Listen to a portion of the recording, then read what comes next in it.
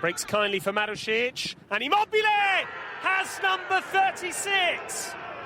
Lazio level, and he is level with Gonzalo Higuain.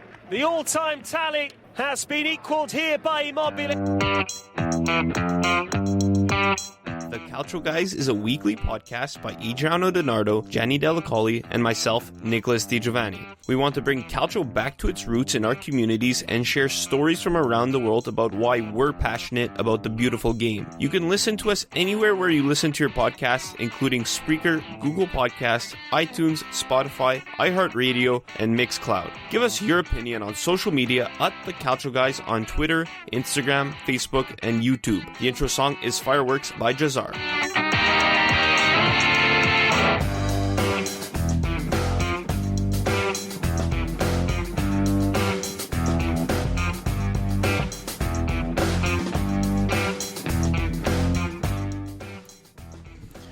Nearly a year after our first episode of the 2019-2020 Serie A season, we do the final episode just of the Serie A season.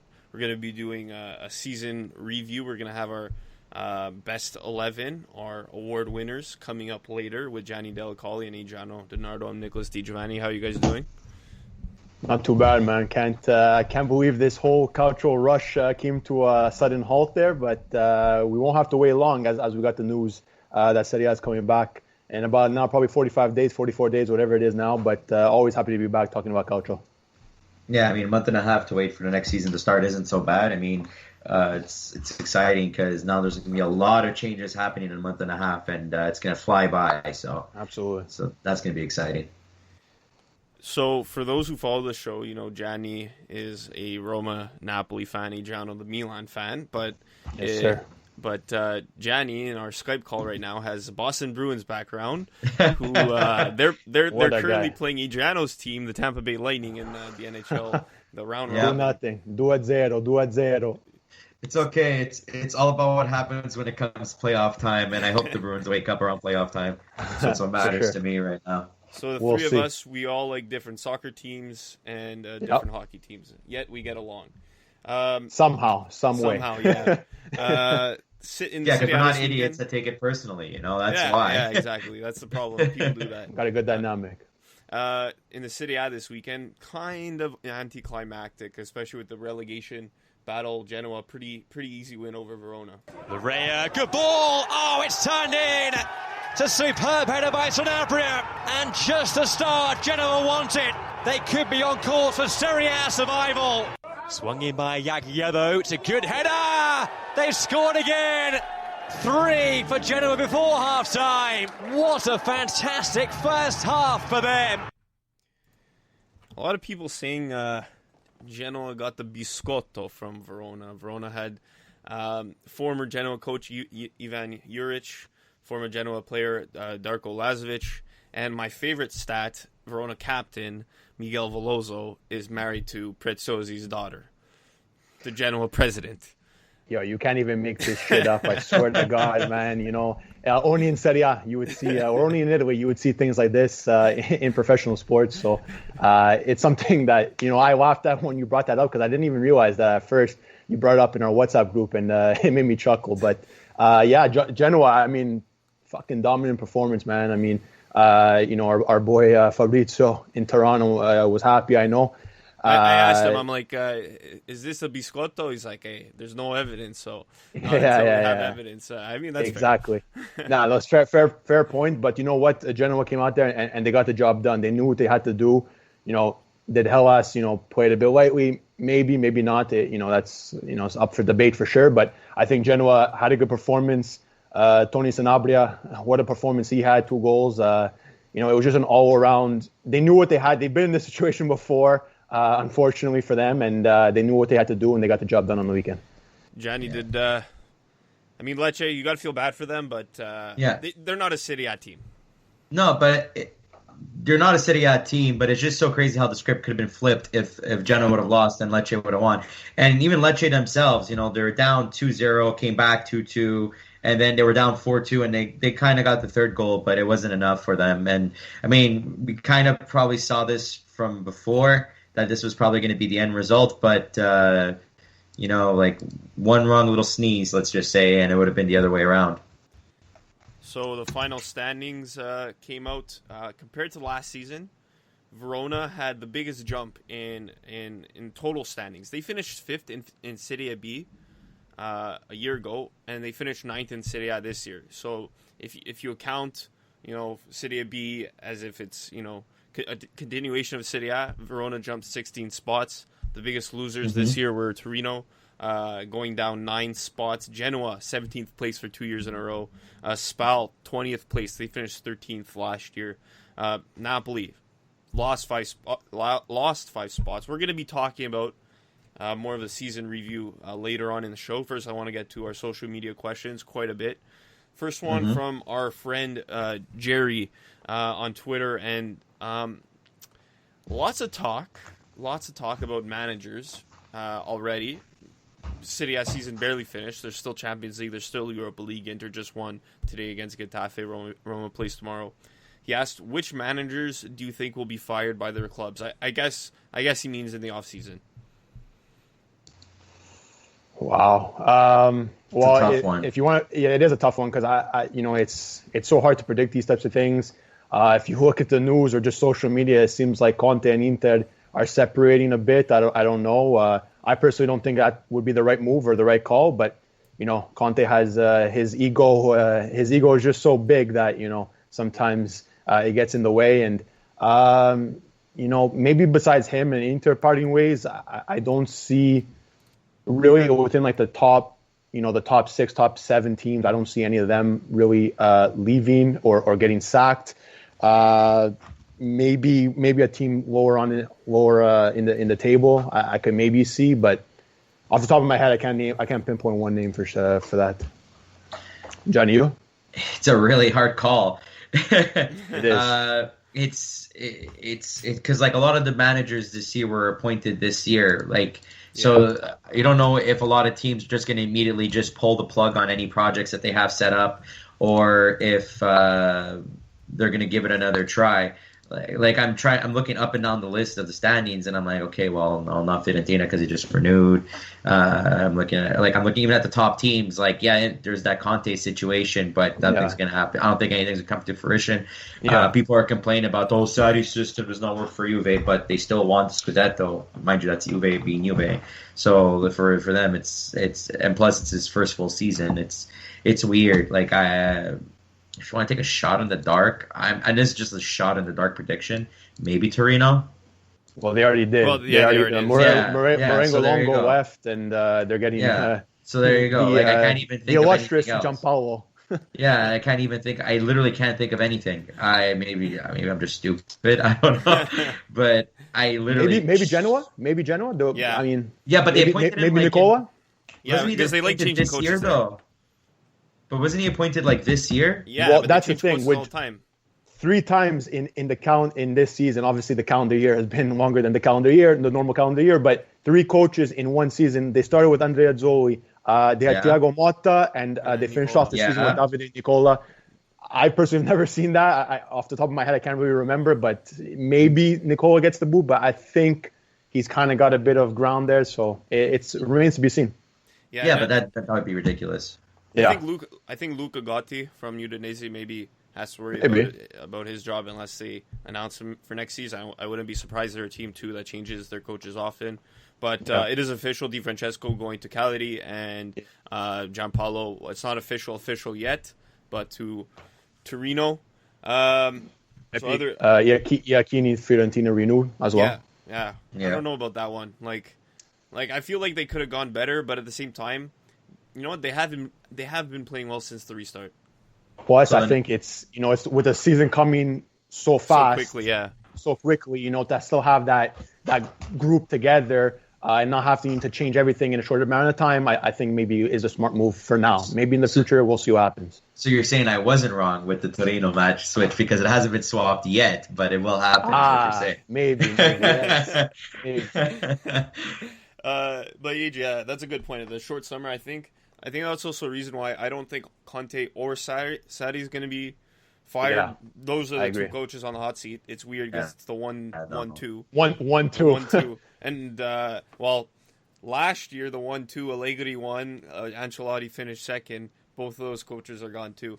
Okay, Crazy. moving on. Another question from our friend Jan, looking at the summer mercato. What big name do you see signing in Italy realistically? I know there's been a lot of talk of Messi already. You know what?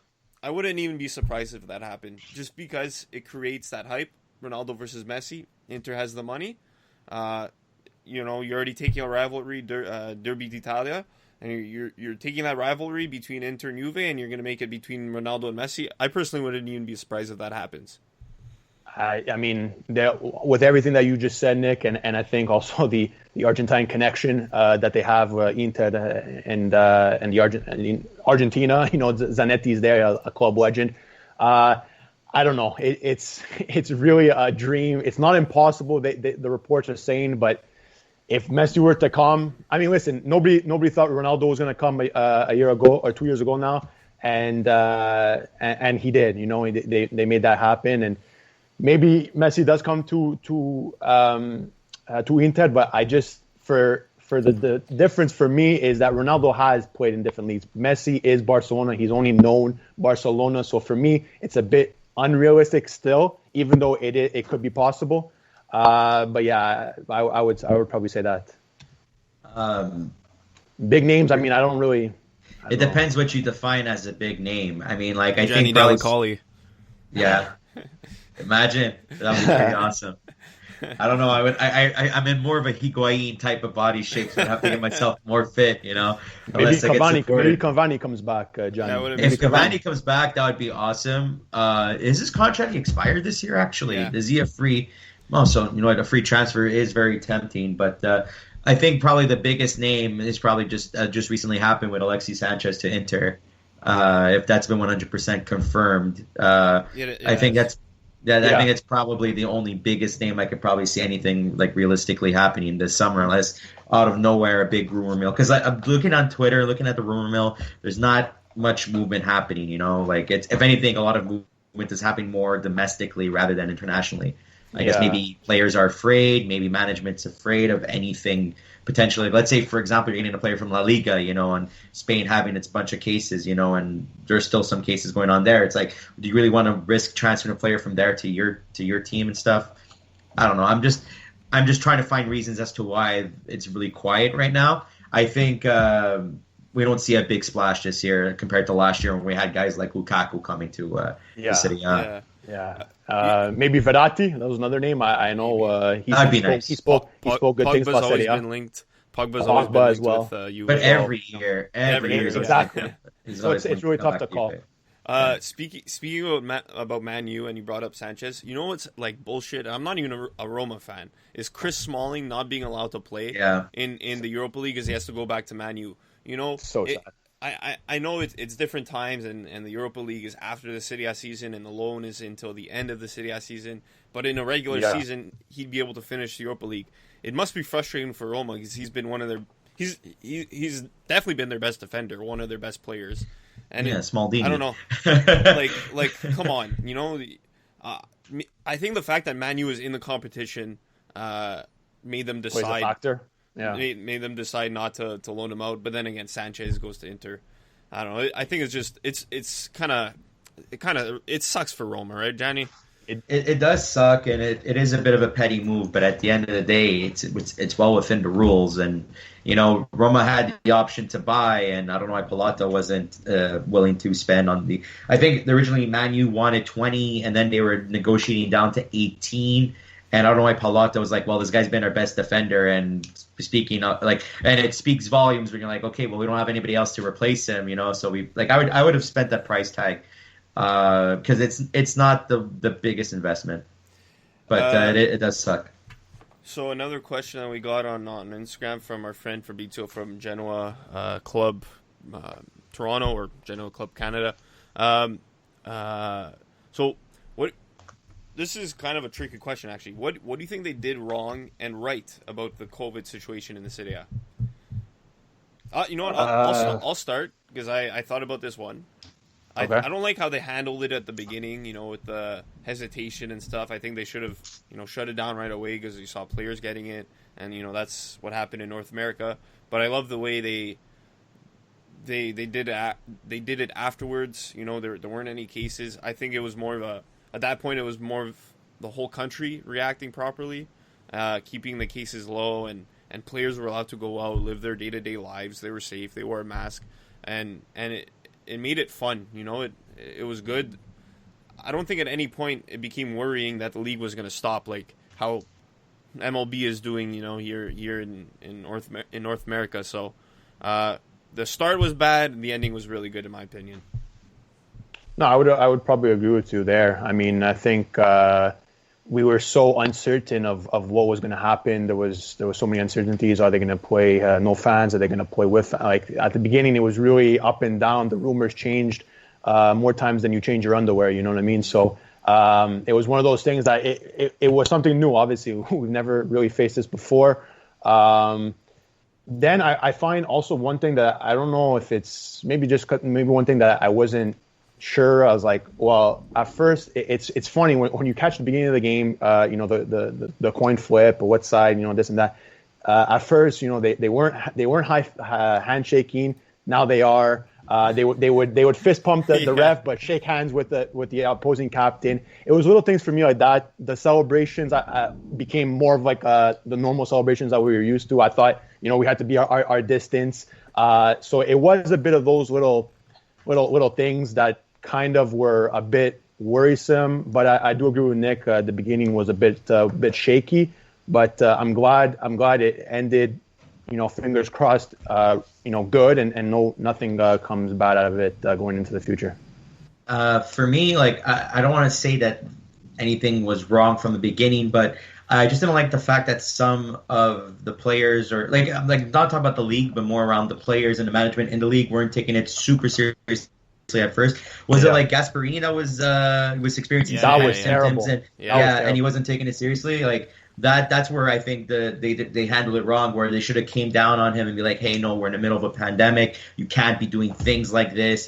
It puts a bad image on the league and whatnot. Or even him upstairs. Don't say those things. Yeah, no, seriously. Keep that to yourself because it makes you look even worse now that it's publicized. Yeah, but so that's probably the only thing wrong. I like the fact that they actually did suspend play and let everything settle first before deciding to continue. And I like the fact that there's at least one thing I have to give credit for is to the staff, not just like the management staff, but the medical staff and whatnot. They're taking it seriously. They're wearing their gloves, the masks, and everything, whether management wants to wear it or not. And I have to give them props because that's what they're doing right.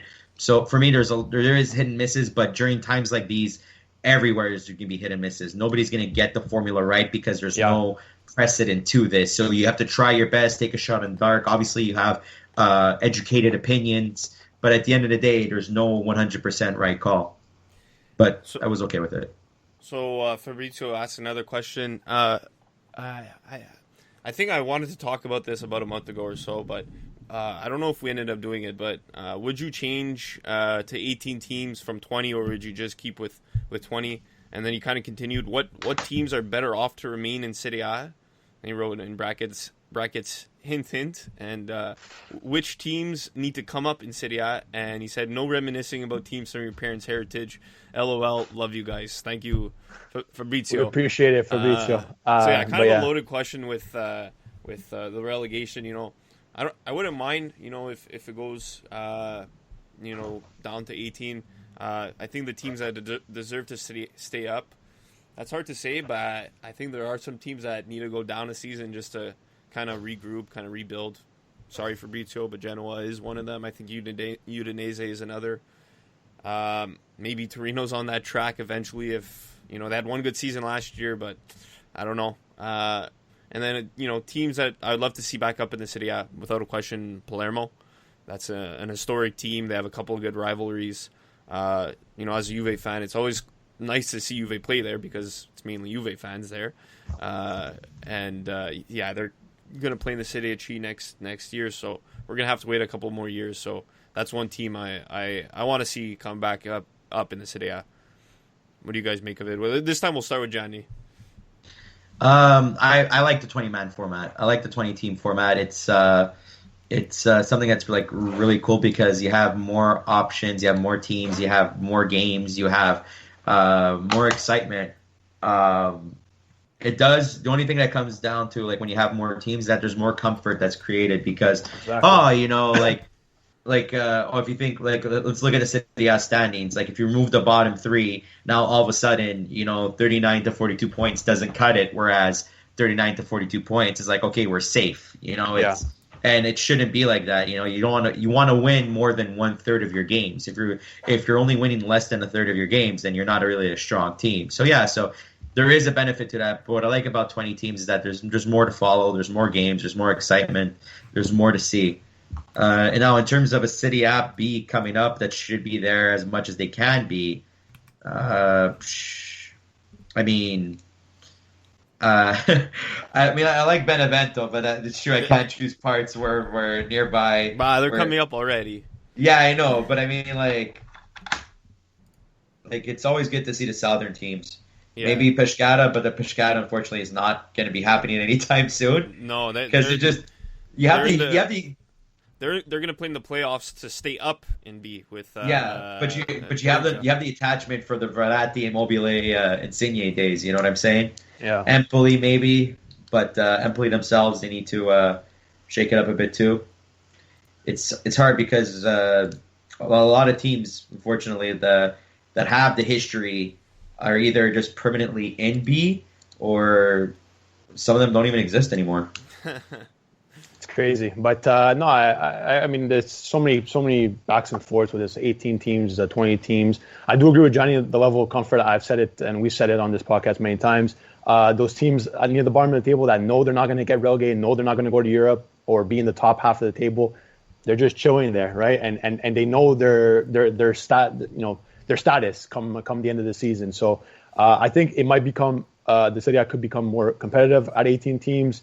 But at the same time, I do feel for the teams that maybe deserve to come up from Serie B. Obviously, we see this year Benevento under Pippo Inzaghi been having a fantastic year. I believe it's who's it in Crotone, I think is coming up. Yeah. So they're another team that have been up and down that you like to see them do well as well. But I agree with Gianni and Nick. The southern teams, we all come pretty much from the southern region in Italy. So I know Fabrizio says not to make your families or whatever come to your answer. But for us, if the more southern teams can come up, I think we'd be pretty happy. By the way, the Serie B playoffs yesterday, Chievo tied Empoli after 120 minutes. If it's still tied, the higher-ranked team advances. And currently, Cittadella is tied with Frosinone in the 120th minute. So if that stays tied, Cittadella advances to play Pordenone, and Chievo is going to be playing Spezia in the semifinals. I would love to see Pordenone come up. I don't think they've ever played in the Serie A, and they almost beat Inter a couple years ago in the Coppa Italia. Yeah. One last question before we get to our Serie A team of the season. Moving away from football, this might be another bot question, but an account called YOLOscape on Instagram. Would you rather trade intelligence for looks or looks for intelligence? Oh shit. Well, we're so beautiful already, so I don't know. But no, jokes aside, listen, if you get a little bit smarter and you lose a couple notches on the looks department, it's not that bad of a thing, I think, because I don't know. That's a tough question, actually. This is getting real personal, Like, I don't know, but what do you guys think? Oh, guys, I think intelligence. Yeah. So this is what you do: you take intelligence, you get the degree, you get the high-paying job, and then you get the surgery to look better. QED. It solves everything. But yeah, that's intelligence. Yeah, I guess. Listen, I think a healthy balance of both is always the best formula. But like I said, if you can squeeze a couple of notches from the looks to the intelligence and diminish on the other side, I think you're okay. I think you'll be set. You'll definitely find somebody that will take you for you. This is like the this is look like at the back. HB, like the biggest sweetheart. Look at this guy. This is like the Calcio Guys do the Bachelor, maybe. I don't know. What are we doing here? Love violence. Adrian's totally not the guy to text the girls at 2 a.m. Hey, you up? No, just yeah. And then I'm on my knees like the Del Piero picture that the IFTV posted, waiting for the text back. Oh my god, that's amazing. That's amazing. Oh shit! This has been the eating tips with the Calcio Guys. Yo, might start a new segment for all you boys out there. We're gonna have to keep busy for the next 7 weeks, anyways. But there's always plenty to talk about. Okay, so coming up, we're gonna have our starting 11 for the Serie A 2019-2020 season.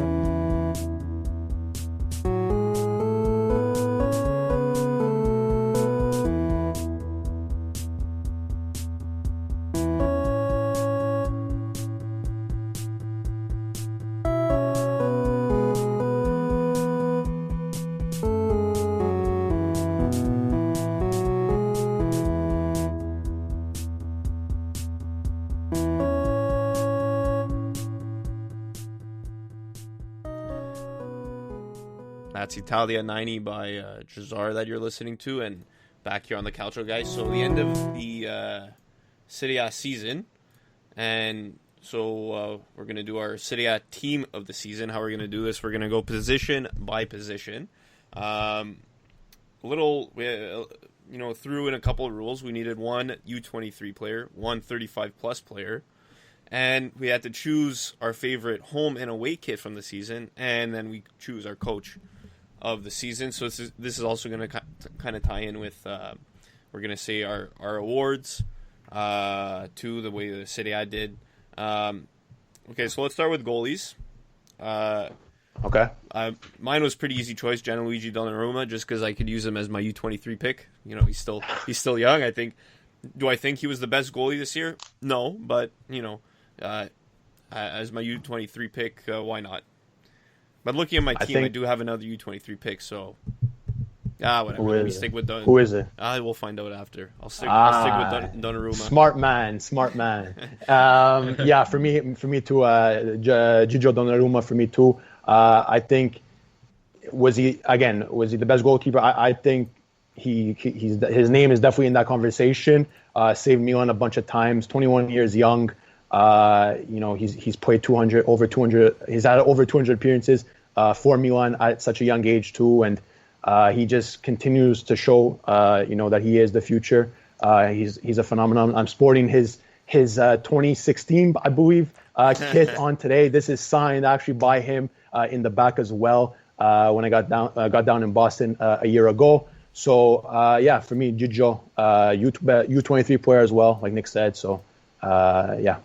Sorry to interrupt you, Gianni. Frosinone just scored, by the way. They just won, so they're advancing. Camilo Ciano scored in the 121st minute, so they're going to advance and play Pordenone, the team that went down last season. I'm happy to see that because they're the most southern team left in the relegation. It'd be cool to have Frosinone, Benevento, and Crotone come up at the same time. Frosinone is in the Lazio region, eh? So that would be another derby with Roma and Lazio right there. Yeah, just like last season. Yeah, exactly. Yeah. Okay, your goalie. Yeah. I went a different direction. I went with Juan Musso for my goaltender.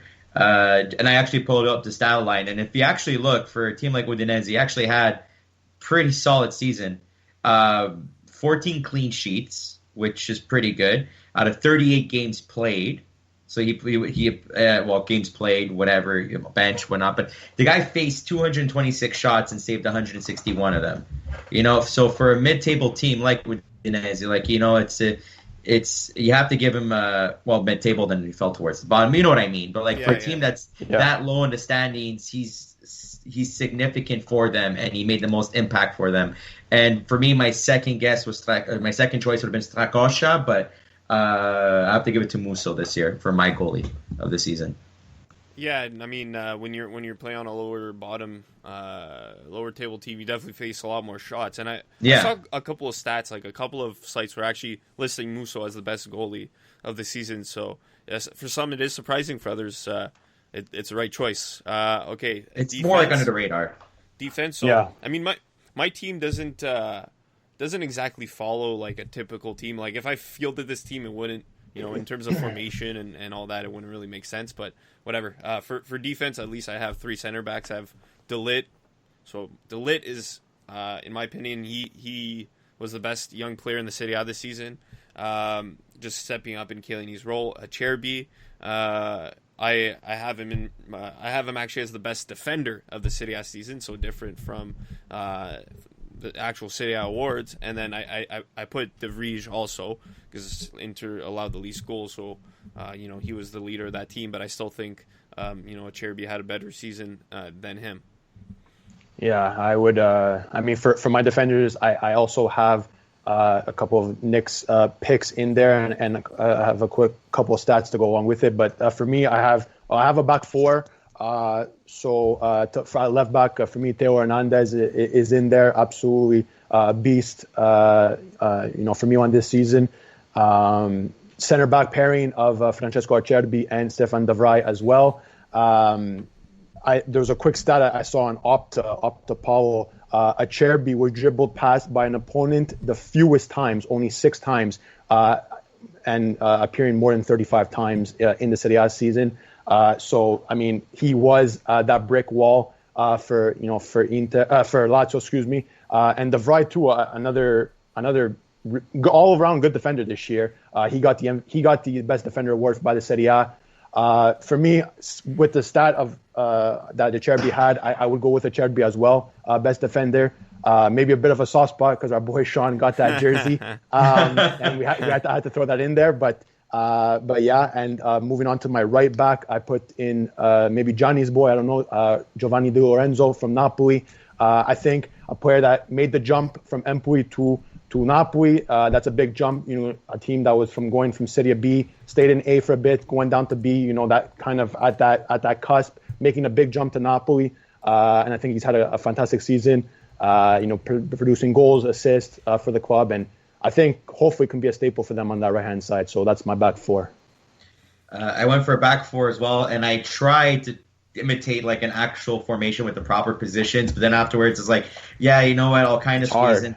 It's hard, so I'll just squeeze in a couple players I think deserve it. So for me, actually, I was trying to stay natural, so I went left back. I went Theo Hernandez. I think he had a fantastic season for AC. Towards the end there, too, he was one of their better performing players. And obviously, well, mind you, in terms of left back competition in Italy, there's not much. So, I mean, he stood up above everybody. My 2 center backs in the middle, I put DeLitt and Koulibaly. DeLitt really stepped up for Juve this year, especially Chiellini going down, and he matured a bit. He had a bit of a rough start, like all these phantom handball calls that were either called or not called, making mistakes and stuff. But I mean, he was good on both ends on the field. Like the guy as a center back scored 4 goals. I mean, you rarely do see that coming from a center back himself. Koulibaly is Koulibaly. We've talked about him by days on end, and I call him the best defender because without him, the Napoli backline would have to depend on Manolas, and that would be a disaster already. And the guy has to cover up for sometimes mistakes from the left side, even from the middle. The man is honestly, it's going to suck if Napoli does lose him in the offseason this year. Hopefully not. And on the right back, I put De Vrij because I'm like, okay, well, I want to put him too because this guy has been the best defender for Inter, both offensively and defensively. And I know it's not his natural position, but I had to squeeze him in. And you guys already said a lot of great things about him. So I'm not going to add to it because there's nothing more to add. He was phenomenal. So your best defender award would go to Koulibaly then? Yeah, but we'll do a bit of bias here. Yes, that's okay. So while we're see right through that. while we're going through this, we're also going to say our awards. So the Serie A had best forward, best mid, best goalie, best defender, best young player, and MVP. As you're saying, the team just shout out whoever wins that award. So for me in mid, I put Cuadrado just because I think he was. he was a staple along Juventus' backline. I know he played right back, but he is more of a natural forward, so you kind of meet in the middle. He is going. I'm putting him as a left back. You playing 3-5-2? Sorry, right mid. Yeah, or actually 3-4-3. 3-4-3. See, it doesn't really, No, I could work. It wouldn't. I also have Luis Alberto and Alejandro Gomez, so this team just wouldn't make sense at all. No, me too. Don't worry. Exactly. So those two players, Gomez and Alberto, are the two best midfielders I think this season. I have Alberto as best mid. He led the league in assists with 15. Gomez right behind him at 14. Two of the best number 10s. It was flipped. For assists, it was 16-15. According to the Serie A website. It was? Oh, okay. Yeah. Sorry. This is according to Serie A. Well, Alberto 15, Gomez 14. Yeah. And then on the left side, I have Robin Gosens from Atalanta. 9 goals, 8 assists this season. He played left mid all season, so I know some people him too. Some people call him a defender. I don't see him as a defender, but I think I was thinking about Teo, but I don't know. I had to give. I knew you guys were going to give it to Teo, so I had to give a little love to Robin Gosens. No, Gosens, fantastic. I mean, he was, for me, it was a toss-up between those two guys. For my left back, I would have put him more as a left back. I agree with you with the whole, he doesn't really fit the bill. Teo Hernandez as well. They can score goals, they can assist. They're just a staple on that left-hand side. But for me, again, I guess the formation I would have would be a 4-2-2-2. If you want to put it, it's in FIFA, this formation, so I'm going with it. But for me, like my whole center, mid, cam, midfield positions, for me, I have Luis Alberto, as Nick said, fantastic season. We got to see him play live. Just unbelievable talent, just a magician on the ball. So he's going to be paired up with Fabian Ruiz from Napoli, another player that I think had a bit of a rocky road, but I think he picked it up, near the end of the season. Gattuso really got him going. Under Ancelotti, he was a bit shaky, but you knew his quality. Fabian Ruiz, for me personally, is a fantastic talent. And I believe he created the most chances, or he had the most passes as a midfielder, something along those lines. So just he's going to get involved. He can score. He can provide assists. And then for my two cams, I guess putting that quotations, Alejandro Papu Gomez, unbelievable player. I mean, he's getting up there in age, but he still shows that he is the face, or one of the faces of this Atalanta team. He's the captain. He's a magician. He can just do everything. These guys are so free roaming. My midfield package that it's just insane. And to top it all off, this year's Serie A MVP Paulo Dybala to round out that midfield / cam positions. Again, these guys can intertwine. They can create. They can score. All-around beasts in the midfield and Serie A beasts. So for me, that's Luis Alberto, Fabian Ruiz, Papu Gomez, and Paulo Dybala. And who was your best mid? I would stick with what Serie A said. I'll go with Papu Gomez. Gianni? So my mid, I started off with Sergej Milinkovic-Savic. SMS is a midfielder that we always talk time and time again, that he's a very impressive midfielder that's great overall in both dimensions of the field in terms of playing defensively and offensively, even though he's a bit more offensive, but he's got that flexibility, and he's a guy who doesn't get, even though he does get credit, he doesn't get enough of it. So I put him. I put Nicolo Zaniolo because honestly,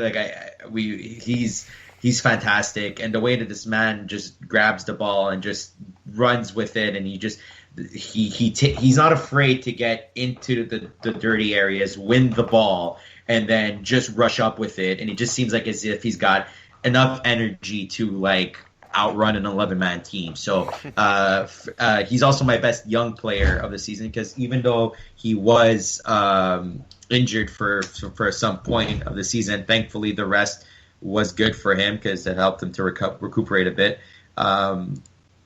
So he's my other top midfielder. Sorry, I lost my train of thought a bit there. Papu Gomez is another choice for me for a midfielder, and he is my best mid. A site I used said he had the most assists with 16. Yeah, 16 goals. Dude, transfer market. Okay, I told this to Yan on Twitter yesterday. Transfer market said Dybala had 11 assists. The Serie A said 6, and WhoScored.com said 5. Yeah, I know. Why can't it be simple? I know. I agree. There is the discrepancy here. I just looked it up now on Transfer Market. It says for Papu Gomez 16, the Score app that we have. I don't know if you guys have it, but I have it. It says 16 goals as well. And those are the two places I looked at. So I was like, oh, okay. Well, I thought he had 16, but whatever. Both him and Alberto, fantastic. It doesn't matter. At the end of the day, he is the best midfielder for Serie A this year. Even though Atalanta's got the best offense, I think pretty much the offensive plays start with him. No matter what, they involve him in some way or the other. And for a man of his size, he's still an extremely effective player. And then on my fourth mid, player that is starting to pick up some traction but should get more is Rodrigo De Paul. For Udinese, if I just pull up the stat line really quick, the guy had 7 goals and 6 assists. Like, for a mid, that's actually pretty damn good. And he's another player that a lot of teams now are kind of especially the upper teams are slowly catching on. I think Nick, you can correct me. I think Juve's interested in him. I saw that 40 mil. Yeah. I don't know how I feel about that, but that's another conversation. Yeah, but he's a guy who's starting to pick up some traction, and he had a solid season this year despite where Udinese finished. But I think he's a player that in the next year or so will become a main part of the conversation in terms of best mids in Italy. And so forwards, I just went with 3 pretty much out-and-out strikers. Pretty easy choice. Immobile, who got my best forward and MVP award, Ronaldo, and I did put Chicho Caputo there. It was a toss-up between him and Dybala, but I put Caputo for the 21 goals and the 7 assists. He scored and he got a good amount of assists too. Shout out to Berardi too, who got more assists than him. Reason behind all his goals, but I think Caputo, what the big difference was he only scored 2 penalties. He scored 19 goals from open play, and not to take away anything from Immobile, who obviously set the record, or Ronaldo with all these penalties. I just think it, when it comes down to it, 19 goals from open play is really impressive too. Oh, absolutely. For me, I guess I went with. It's so hard to choose, go off the radar with these picks because the two best forwards statistically, I guess you can say. For me, I put in Immobile. Ciro Immobile, Chiruz, as they call him, but I went with Cristiano Ronaldo. I took off my Milan hat for that. I was going to take Ibra, but I took off my Milan hat for this selection. I went with Ronaldo for 35, my 35 plus player as well. But yeah, MVP for me, definitely Immobile. He tied Higuain's 36 goal scored in the Serie A season record. I thought he was going to beat it. It would have been nice. But you know what? That he's in the record books for that is something impressive for him. And he won the European Golden Boot, Scarpa d'Oro. That the last Italian I think was it? Was it Francesco Totti? It was Totti. 607.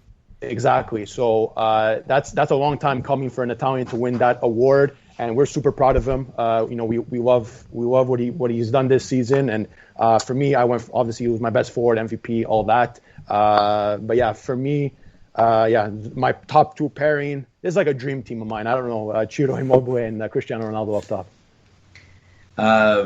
I went with Ciro Immobile as well. I think it's unanimous. There's no way you cannot have him.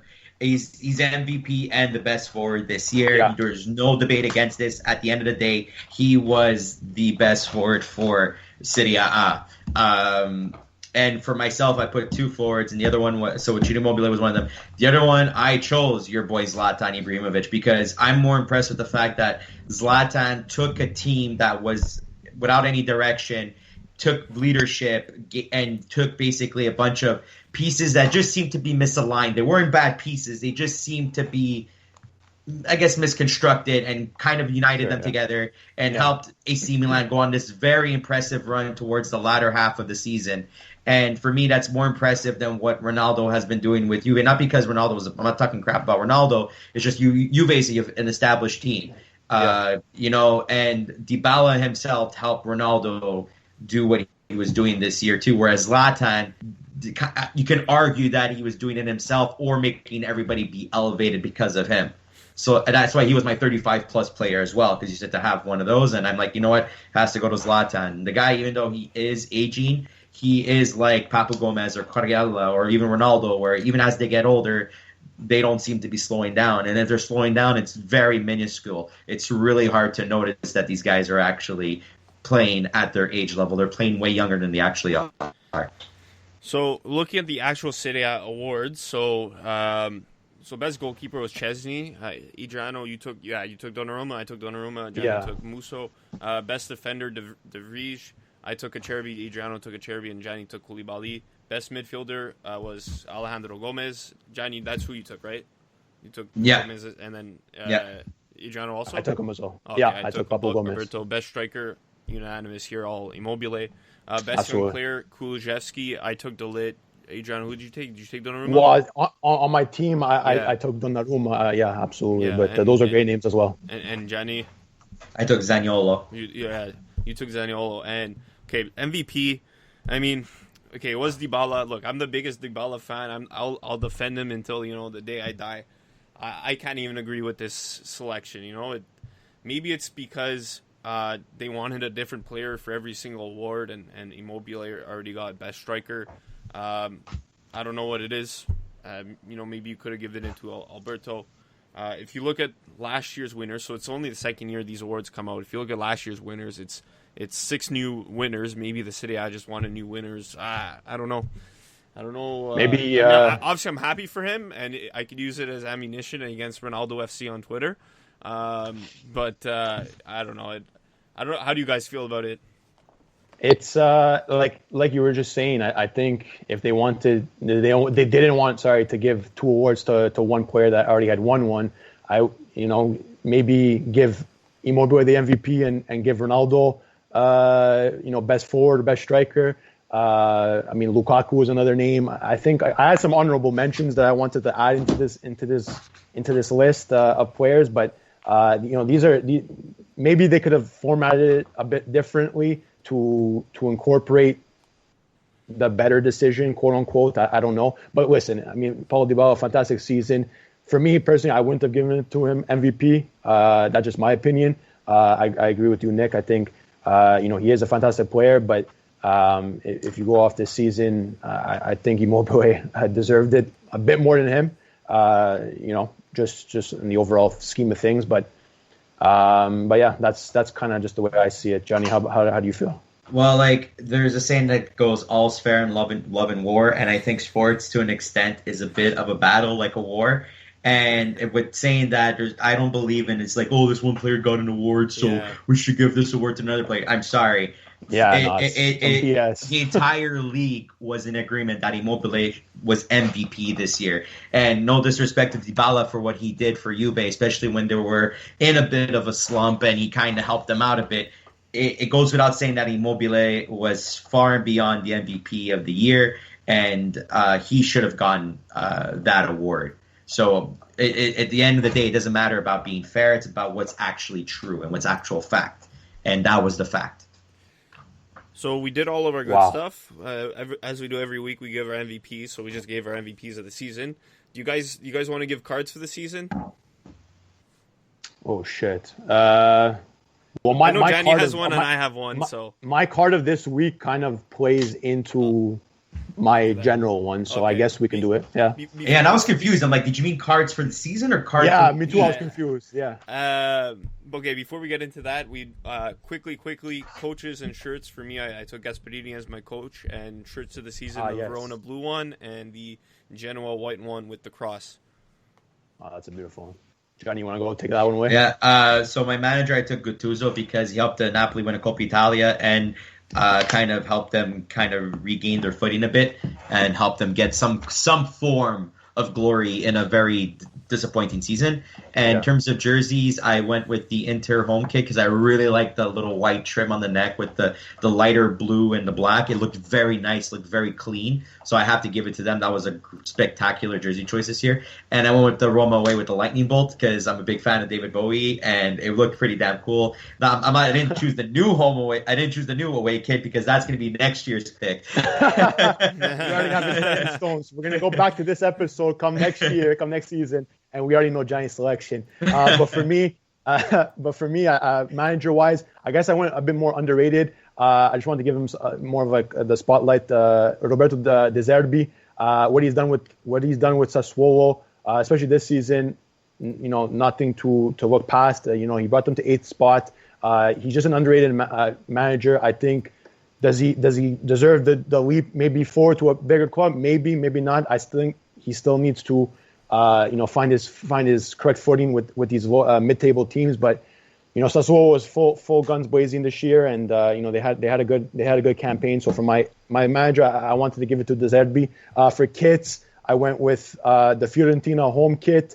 The classic purple is just, for me, is beautiful. The Viola, Firenze, just the whole package is beautiful. And for me, my away kit, I went with the Atalanta away kit with the change of logo, with the goddess logo, kind of with the goddess running. I found it was a good touch. They played in Champions League with it. The whole package again. For me, Atalanta's away kit. Okay, so cards. I'll start this off. I'm giving it to both Adreano and Gianni for something you guys said back on August 20th, 2019. That's when we had our first episode. On blast. Today's August 5th, 2020, so almost a full year since our first episode. This is what you guys said. Capo Cannonieri, top goal scorer in the Serie A. Who's it going to be this year? Obviously, it was Quagliarella who won last year. Yes. Yeah. I'm going to have to go. So far. It's going to be tough for Quagliarella to repeat. I don't think Lukaku is going to. Nope. He's going to have an adjustment period. You know what? I'll go with Ronaldo. He just continues scoring goals. I'm going to go with Adri's boy, Piontek. Did I steal him from you? Sorry. That's okay. You can say the same thing. He's wearing the number 9 in Milan. That's bad luck. It's okay. Okay. It's Piontek. Easy. Yeah, at Piontek, imagine last year with it was Genoa before he got transferred over to AC. Yeah. So imagine with Genoa, he was getting all the scoring prowess. Then he just continues it with AC. Now, imagine with a better team in AC Milan, what he could do for the entire season. Quite down in February, March, April. Quite down after a while in Milan. As much as I would love to see Quagliarella do it again, I think it's a little unrealistic. I was going to say Piontek too. There's a different system under Gianpaolo. I think he can get the best out of him. I think he's got another player to bounce off of with Leao if he does start. So I think that tandem can be pretty good. Damn, you guys were pretty wrong about that. Yeah. Well, I mean, hey, look. We'll take the L. Hey, look, people grow. You learn from your mistakes, but it is a mistake, and it's a red card worthy mistake. Gonna go to the pocket and get out the red. It's a red card. Crazy. I think, I don't know what Gianni's excuse was. I think I was just caught up in the Milan fever. So Gianni, I think the red really goes to you, if I can be honest with you. You passed it on to him. You weren't 6 feet apart. I you know what I mean? We were in the studio, huh? When this happened. Right we were right next to each other. We were takad. We were right close to each other. I think I rubbed off on him a bit. I think that's what it was. Wow, really? Gonna throw me under the bus like that? At least my team did not make the mistake of buying him and ended up him being a disappointment. Let's just leave it like that. I did make a bad call on that, but we finished above you in the standings. I thought, no, 6, maybe. I don't. If I can see right, I don't know. Okay, fair. But at the end of the day, you guys lost money on it. But to defend my point, usually when I'm you not go gonna from defend shit, yo. That was a horrible call. No, I'm just explaining where my logic came from. Gosh, you go from a lesser team, like I was saying before, while the clip was playing. Now that everybody can actually hear me as we record this, you go from a lesser team to a stronger team, and you're on top of your game. You should be continuing better, no? Yeah, no. I was on the hype. I thought Piontek would have just been better. I really got caught up in Il Pistolero. I guess I don't know what it was, but Gianpaolo too. I just wanted to give him a chance. In Italy we have that bad habit of sacking coaches way too early. I thought this was going to be another case. Unfortunately, I think we it was the right choice to get rid of him, I guess, with Padre Pioli at the helm. But I'll take the L on this one, I guess. Take it on the chin, but it is what it is. So, it is what it is. So your cards for the season then? I know. Gianni, Gianni, I'll leave yours to the end because I know it's funny. So okay, so we were confused as to what Nick meant on if it was cards for this week, cards for this season. Mine, I guess, kind of goes loosely. I guess touches both. I guess we saw when Lazio and Napoli played, the whole mix-up at the end there between Gattuso and the Lazio bench. If it was a staff member, if it was Inzaghi, whoever it was, the racial slurs, southern racial slurs, whatever you want to label it as. For me, disgusting. That this shit still happens, and just from racism in Italy to racism to the southern people to racial slurs of if you're from your color, where you're from, who you are. I don't give a fuck. I'm saying it. I don't give a fuck, and I'm emphasizing FUCK on this one. I don't care. But for me, it's totally disgusting. It belongs no part. So it kind of came up this week. So for my red card, and as a whole for this season. I don't know if we're gonna have to say this every season until things do get better. But if that is the case, I will do that. I don't care. Enough is enough. These players, go through hell and back when it comes to these matters. And the way the league handles it in certain cases, or in most cases, is totally disgusting. We saw the whole campaign with the monkey face with the ball. A total no. We're in 2020, and this shit still goes on. To that degree, and you're just fueling the fire even more when you do shit like that, and it's going to blow up across the pond because I think we just know better. I don't know what it is in Italy, but that is the case. So for me, from terrone di merda, whatever the frick they were saying, to the racial, whatever it is, this week and for the season and for the future, red card for me. This is going to be a red card. And is that going to change the course of the game? Maybe we can cheer up your mood with Gianni's response. I just want to say something. It's crazy that a Lazio staffer was making racist. I was about to say that. I don't know. I consider Rome the South. Like, if you go to Rome, you feel like that's more central. That's the central. I don't know. It is. There's some people from Rome. They'll say they're from the South. Like that's like the most northern part of the South. And for me, the central is like north of Rome and south of like. I was like oh my god, I'm losing my Italian geography. Yeah, like I consider Rome like the cutoff point. Like it's the center. It's the legit it's middle center. center. If you're below Rome, for me, if you're below Rome, it's the south.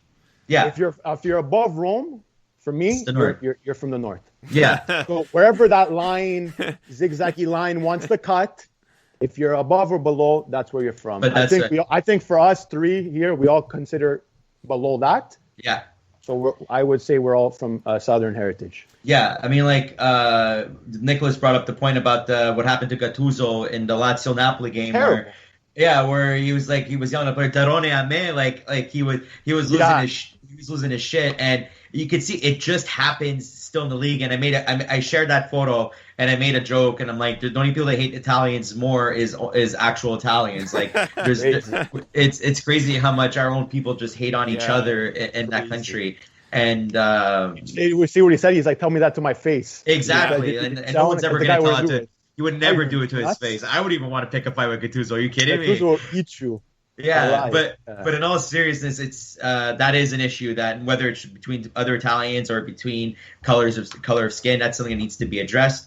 Yeah. So on a more lighter tone, which I don't want to take away from the seriousness of that topic.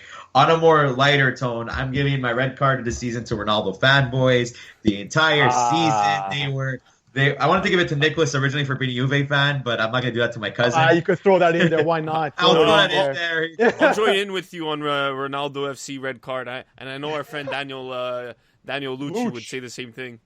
Yeah, it's ridiculous how like I understand like you idolize a player, because I idolize many players and I love many players in terms of whatever sport it is.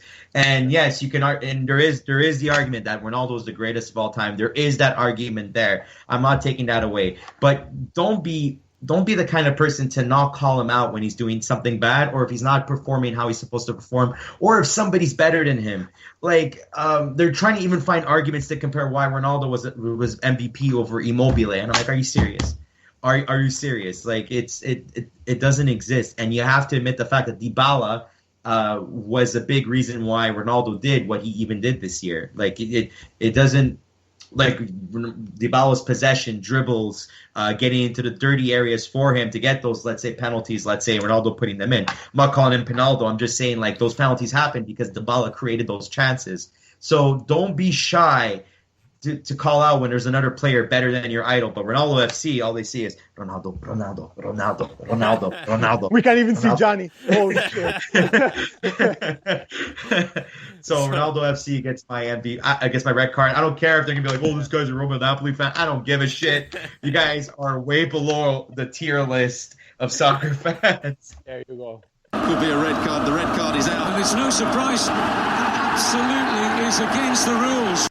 Before we go, in this season recap episode here on the Calcio Guys, I want to play a clip from our season preview where I predicted the wrong champion, and Adreano and Gianni were right, so I'll give you guys that. A lot of people obviously has Juventus as the predicted champion, but I don't think they're going to win. How? I think Conte's Inter is going to... I think Conte... This guy's Gianni's shocked. This guy's playing mind games. But... I don't know how. I don't know why. You have one of the all-time greats playing on your team. How? Okay, they're going to focus on Champions League. Conte is going to... This is Antonio Conte we're talking about. He won in England. He won in Italy. Why can't he win in Italy again with Barella? He's only saying that because he's ex-Juventina. No. That's why he's saying that. Because eventually Juventus is going to have their streak ended. And you're going to say Conte is going to be the one to break the streak. Yes. We'll see. Well, Ancelotti couldn't do it.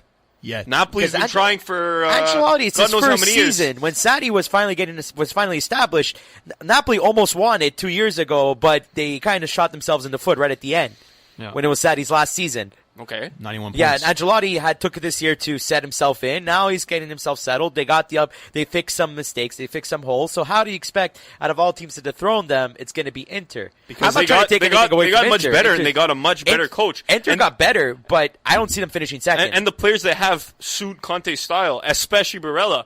Wow. Gianni's shocked. No, we don't know what to say over here on this other end of the table. I picked Juventus to not win. And you're giving me a hard time. Yeah, because it's all mind games. It is. It's all mind games. This is all mind games. He knows they're going to win. He's going to say, "Oh, I think Inter's going to win." The last 3-4 weeks, he's going to come in with his freaking scarf and jersey, play the song. Oh, he's a beautiful dude. Oh, they have Conte. He's going to win it all, Conte. Yeah, okay. No, I think we hit the hour mark, so I think we're fine. I mean, I don't mind keeping on talking, but it's up to the next DC. You were recording there, but... yeah, that'll do for us this week. I got to run because my parents ordered marathon, so I'm eating nice little. Oh, nice. Greek so we went from love advice to politics to calcio to what we're having for dinner, man. You get the full package here on the Calcio Guys. No, we got to say a big thank you to everybody that continues to support. We finally hit over 1,000 on Twitter. I know that's a small little checkpoint or whatever you want to call it, but we're pretty proud of it. Road to 1,000 on Instagram is next, but again, thank you so much for tuning in again this week. Where you can catch us on on social media is Instagram, Twitter, and Facebook at the Calcio Guys. Catch our podcast on all your favorite podcasting platforms, and we'll be back next week or in the near future to talk more calcio. Yeah, well, there still is Champions League and there still is Champions League during the off season. Thank God. That's it. Yeah. Anyways, thanks for listening. Ciao. Bye.